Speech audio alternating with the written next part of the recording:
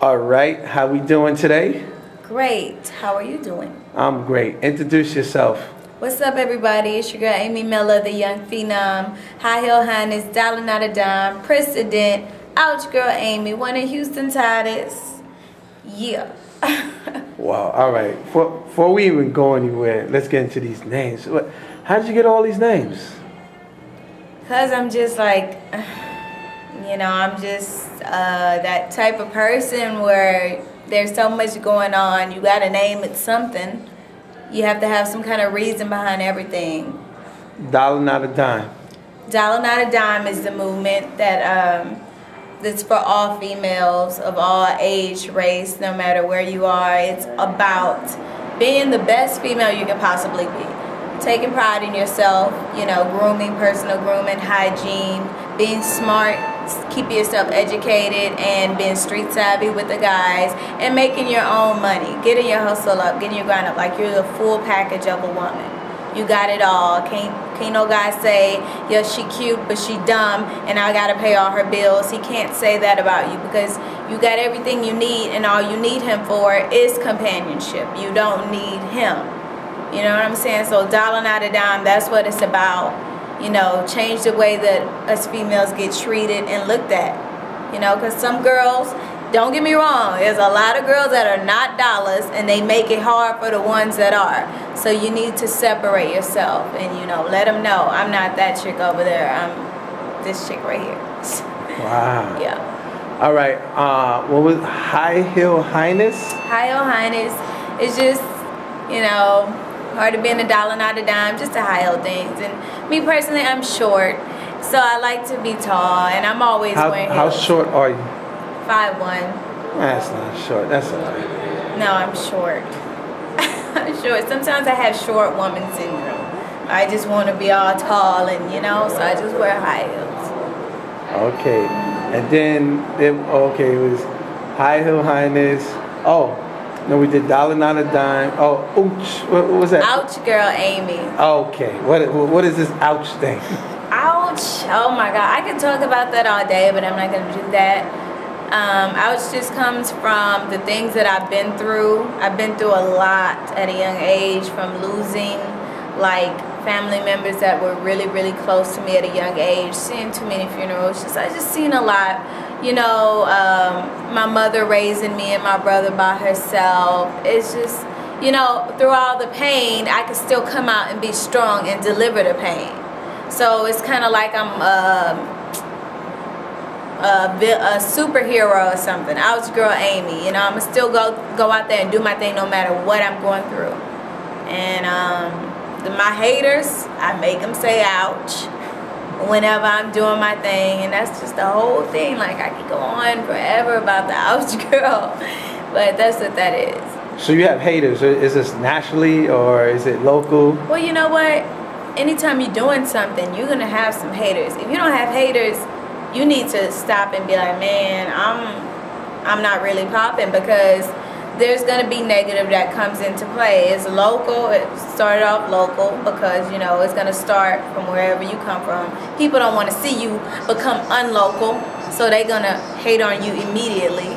And then, it's some around here, especially some female. And it's sad, because I'm all for female empowerment and females rising, and females have a tendency to, when they see another female rapping and doing their thing, they get mad.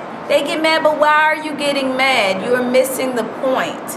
When people like Little Kim come out, and Eve come out, Queen Latifah, Nicki Minaj, Trina, whatever, they're opening a door up for you. They're opening a door up for your spot, so people can accept you easier. Because if they don't like her, and she's doing all this, and she doing her thing, what make you think they're gonna like you?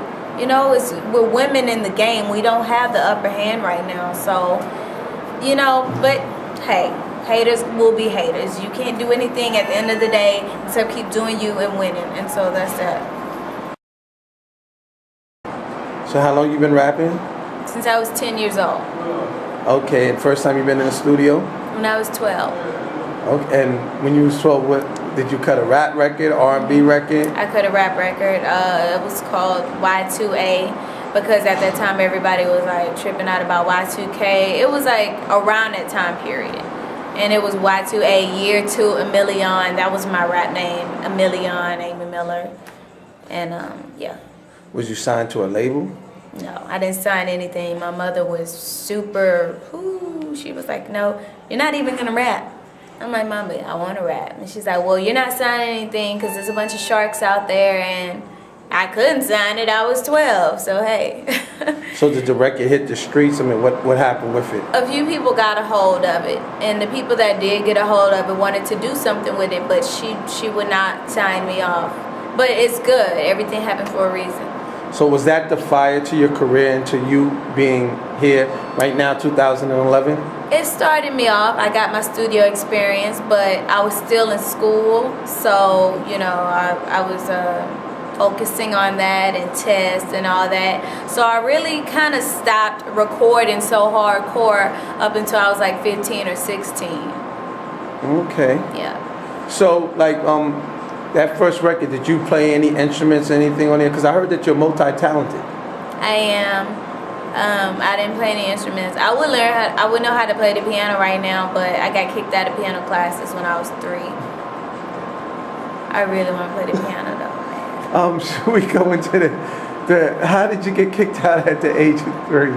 What did you do? You know, I don't remember, but my mother told me that the lady said that I was too strong-willed and I didn't want to listen to her when she was trying to tell me how to play the piano, but I don't believe it. Oh, okay. All right. Age of 3, you was kicked. Yeah, y'all heard it first. Age of 3, she was kicked out of piano school, right? But you know what? That's a young age to take. So maybe I was just being 3, you know? Maybe she has something against 3-year-olds. Let's go forward. Was you kicked out of anything else? I've been kicked out of school. You know, I was very vocal. You know, I was always rapping at lunch or in the hallway. They said I caused disturbances, but I was just really a girl. You know, I would finish my work and then I would just start writing music and telling jokes, and you know, I got kicked out. The last straw is I got kicked out of school entirely and sent to alternative school, and it really hurt my feelings. Like, I was like, I don't think I'm this bad, you know, this is wrong. Like, the students I was in there with was real bad. Like, if you ask some of the stuff they did, you'd be like, are you serious? Like, what's going on? I felt like I was kind of a criminal, and I was like 15. So I turned around completely. My senior year, I just turned around because when I went back to the school that kicked me out, they were expecting me to do one thing so they can kick me out. And once you get kicked out the second time, you're going to like a mini, like juvenile type of school, and I didn't want that. So when I went back, I wasn't a good girl, but I didn't give them any reason to get me in trouble. So I changed because I wasn't finna be put in a category that I didn't want to be put in. Okay. Type of music you listen to, what was your influence as you was growing up? When I was growing up, I really couldn't listen to rap. Like, my mother had us listening to easy listening. Celine Dion, Whitney Houston, you know, Stevie Wonder, stuff like that. I couldn't really listen to any rap. But when I went to my grandmother's house and my cousins, they were always playing Snoop Dogg, Dr. Dre, UGK, Tupac, and I lived. Every time I heard UGK or Tupac, I was like, oh man, like, if I hear a Dr. Dre song right now, it'll remind me of my cousins, because that's all they used to listen to. So, you know, I had like the best of both worlds, and I finally started listening to rap on my own when my mother wasn't around, because she's an etiquette teacher. She's real proper. She has nothing against it now. She loves it now, but you know, back then it was different. I listen to jazz, I listen to classical, R&B. I'm a big R&B fan. The last high school I went to was predominantly Hispanic, so I listen to reggaeton. Like, I like Daddy Yankee, Wisin and Yandel. Like, I know a lot of the songs. I probably don't know exactly what they're saying, but I know the area. Like, I know if they're saying, hey girl, you look good, come here. I know when they're saying that, and I know when they're saying something bad, so So with that being said, what we have to do then is, what's your nationality? I'm black. Oh, okay. Straight black, or no Cherokee, no part Indian, something, and half China because my eyes is Chinese. None of that. Just Well, I mean, yeah, mixed with other stuff.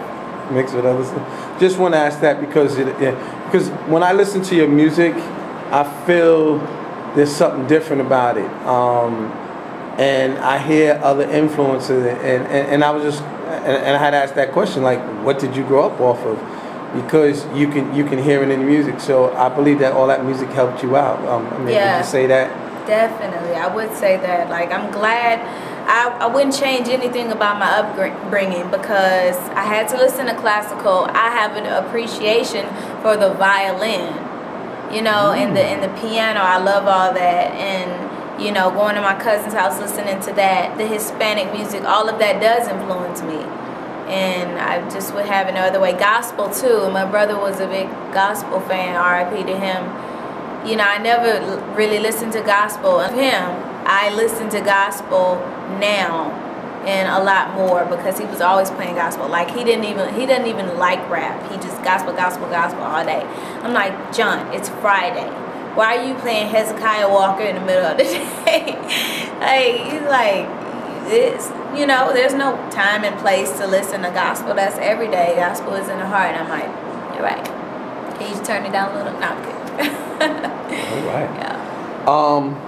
Where do you see yourself 2 years from now? 2 years from now, just really, with God's blessings, I really see myself just really have taken off, gone really far, internationally, definitely acting, have put out records, hopefully gone platinum. I really see big things in my future as long as I stay focused and just keep doing everything and, try to minimize mistakes as much as possible. And mistakes can come from everywhere, even the people that you're around. So I really see big things popping. I don't know what, because, I just don't know, but it's what I can envision. Right. I did read in your resume acting. You mentioned acting. How serious are you taking acting? Is acting more important than rapping, or is rapping more important than acting? Music definitely is number one. I was put into acting schools at the age of 4 too. I've been acting like all throughout high school, whatever. Acting is important to me, but my passion is in music. You will get much more out of me in music. I mean, you get a lot out of me acting, don't get me wrong, but music is first. There will come a time where I will put way more time into acting too, but you gotta get there, pace yourself. Okay.